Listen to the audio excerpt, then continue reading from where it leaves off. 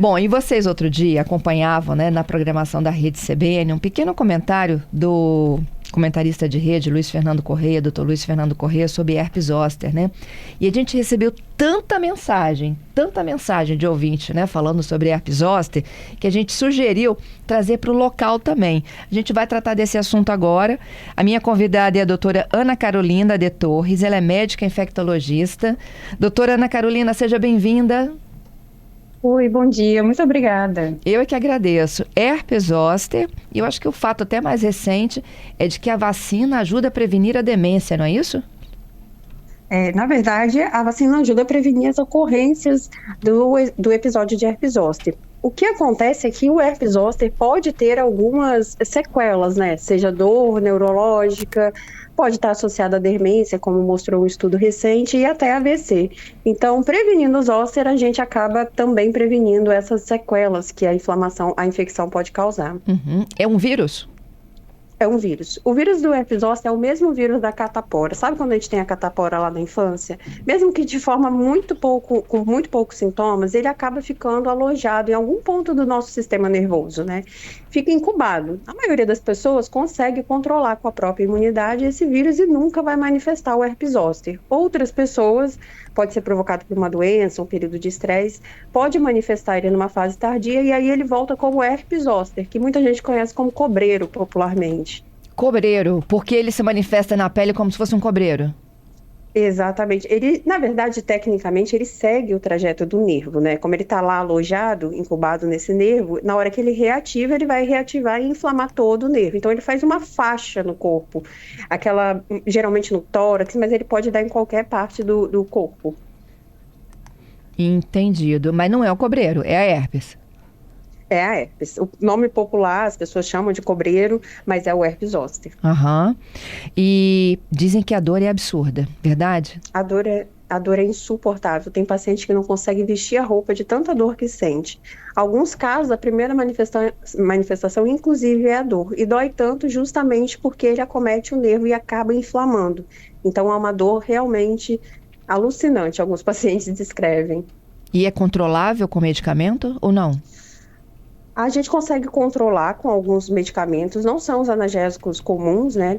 Mas é de difícil controle, não é algo tão simples de lidar, não. A gente vai tentando ajustar a medicação até deixar o paciente confortável, mas é uma dor que é de difícil controle. Qualquer um pode contrair?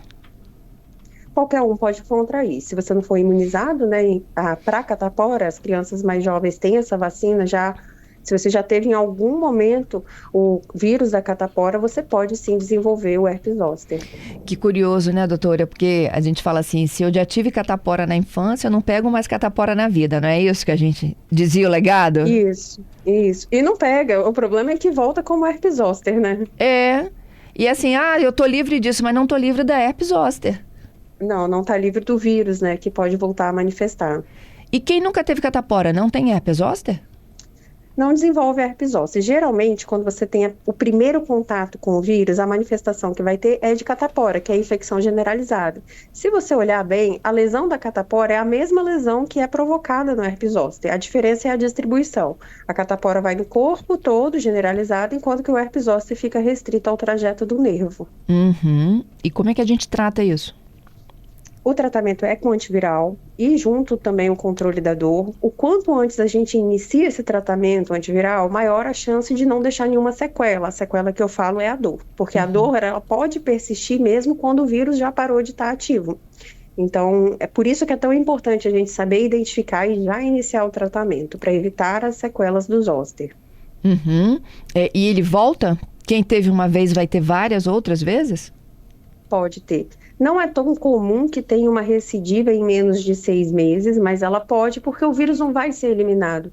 Então, o que a gente sempre trabalha é tentar identificar a causa que gerou essa ativação do zoster para reverter, vacinar, porque mesmo que você já tenha tido zoster, ele também impede, diminui a chance de recidiva e tentar controlar essa situação que desencadeou o zoster. Uhum. Então, mesmo quem já manifestou pode tomar a vacina? Pode tomar a vacina, sim. Uhum. E sobre a vacina? Hoje ela não tem na rede pública, só privada, né? Não, infelizmente não tem rede pública. É uma vacina que tem um custo financeiro elevado, mas a gente tem que tratar como um investimento em saúde, né? A gente tem um benefício claro na redução tanto do primeiro episódio de zoster quanto da recorrência e também das possíveis consequências de uma infecção por zoster. Então, para quem tem mais de 51 anos, a gente recomenda fortemente que busque a vacina se estiver disponível para a sua situação econômica, financeira. Uhum. Ó, chegou algumas perguntas agora, mas inclusive que você acabou de responder, mas eu vou fazer novamente, só para deixar claro aqui para o Mário, tá? Para quem já apresentou sintomas, já manifestou a doença, então, né? Mas já se tratou, há possibilidade de apresentar um novo quadro? Há possibilidade, sim. Não é comum que seja em um período curto, geralmente acontece depois de 6 meses, mas ela pode sim acontecer tanto num período curto quanto mais longo, assim, ela pode recorrer. Tem a ver com queda de imunidade, Ana? Tem a ver com queda de imunidade. Essa queda de imunidade, quando a gente fala, a gente tem que lembrar que alguns fatores também influenciam na nossa imunidade. Por exemplo, um estresse físico excessivo também pode baixar a nossa imunidade transitoriamente.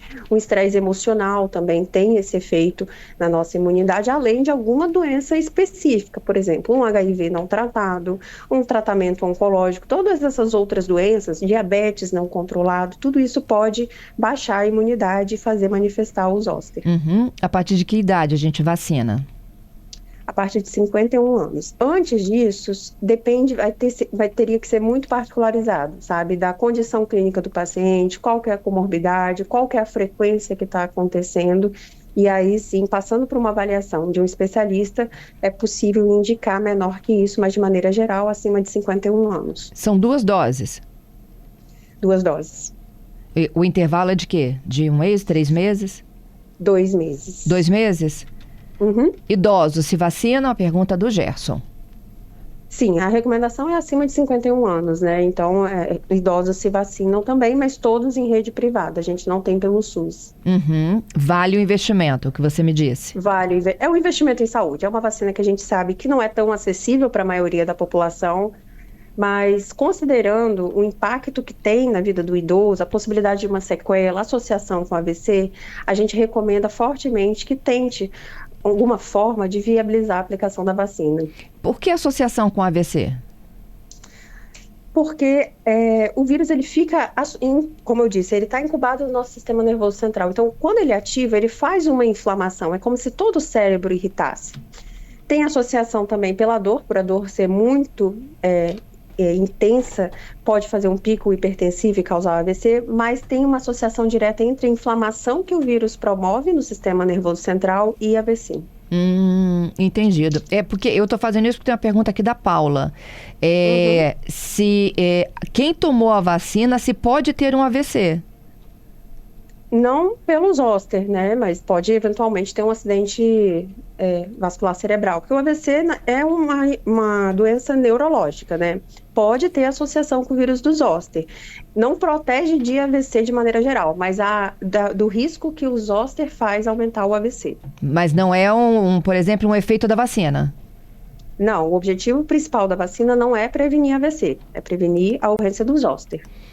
Mas uma última pergunta aqui, doutora. Bom dia, CBN Vitória, doutora. Um antigo senhorio meu, ele tem herpes zoster e quando a imunidade dele baixa, ela se manifesta na nuca dele. Já fez tratamento, mas não é algo que ele consegue resolver. Essa vacina, ela só serve para quem não contraiu o vírus ou quem contraiu o vírus também pode usar essa vacina porque pode amenizar a questão da doença? Quem já manifestou pode sim receber a dose da vacina.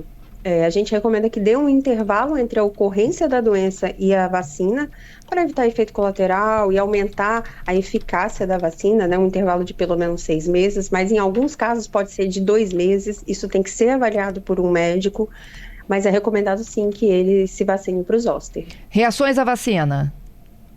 As reações da vacina mais comuns são dor de cabeça, mal-estar geral, aquela sensação de corpo ruim que as vacinas dão de maneira geral. Mas é muito baixa a frequência, não é uma vacina que os pacientes relatam muito efeito adverso. Quem tem doença reumática pode influenciar a manifestação da herpes?